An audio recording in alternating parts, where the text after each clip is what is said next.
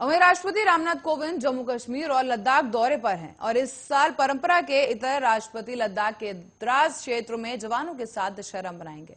आमतौर पर राष्ट्रपति राष्ट्रीय राजधानी दिल्ली में दशहरा मनाया करते हैं, लेकिन इसी के साथ ही राष्ट्रपति रामनाथ कोविंद आज द्रास स्थित कारगिल युद्ध स्मारक पर श्रद्धांजलि अर्पित करेंगे और अधिकारियों और जवानों के साथ संवाद भी करेंगे। बताते चले कि राष्ट्रपति भवन के बयान के मुताबिक राष्ट्रपति रामनाथ कोविंद लद्दाख और जम्मू कश्मीर की यात्रा पर है।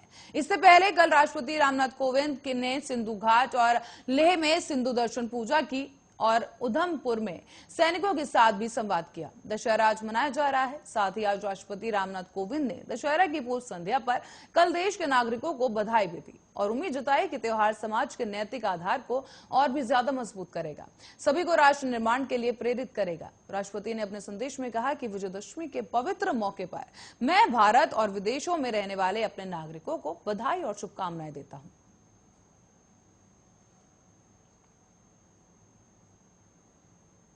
आरएसएस प्रमुख मोहन भागवत ने राष्ट्रीय स्वयंसेवक संघ के 96वें स्थापना दिवस के मौके पर कहा है कि हम ऐसी संस्कृति नहीं चाहते जो विभाजन को चौड़ा करे, बल्कि ऐसी संस्कृति हो जो राष्ट्र को एक साथ बांधे और प्रेम को बढ़ावा दे।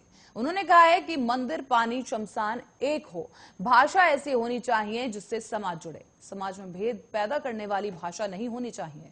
नई पीढ़ी को इतिहास जानना चाहिए। स्वतंत्रता के साथ ही हमें विभाजन का दर्द भी मिला है। आरएसएस प्रमुख ने कहा कि बढ़ती आबादी से देश में कई तरह की परेशानियां हैं, इसलिए जनसंख्या नीति पर दोबारा से विचार की जरूरत है। उन्होंने ये भी कहा कि जनसंख्या नीति होनी चाहिए। हमें ऐसा लगता है कि इस पर फिर से विचार किया जाना चाहिए। 50 साल आगे तक का विचार कर एक नीति बनानी चाहिए और उस नीति को सब पर समान रूप से लागू करना चाहिए, क्योंकि जैसे जनसंख्या समस्या बन रही है, उसी तरह जनसंख्या का असंतुलन भी समस्या बन रहा है। देश में और दुनिया में इसमें किसी भी प्रति बुरा भाव नहीं है।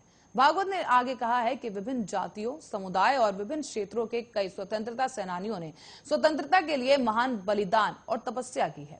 समाज ने भी इन बहादुर आत्माओं के साथ एक एकत्रित इकाई के रूप में गुलामी का दंश सहा है। उन्होंने कहा है कि कोरोना संकट से सीखने की जरूरत है। भागवत ने कहा कि सोशल मीडिया आग में घी डालने का काम कर रहा है, देश में अराजकता फैलाने का काम हो रहा है। ऐसे में विजयदशमी के अवसर पर आरएसएस ने नागपुर में अपने मुख्यालय में शस्त्र पूजन किया और इस दौरान मंच पर आरएसएस प्रमुख मोहन भागवत भी मौजूद रहे।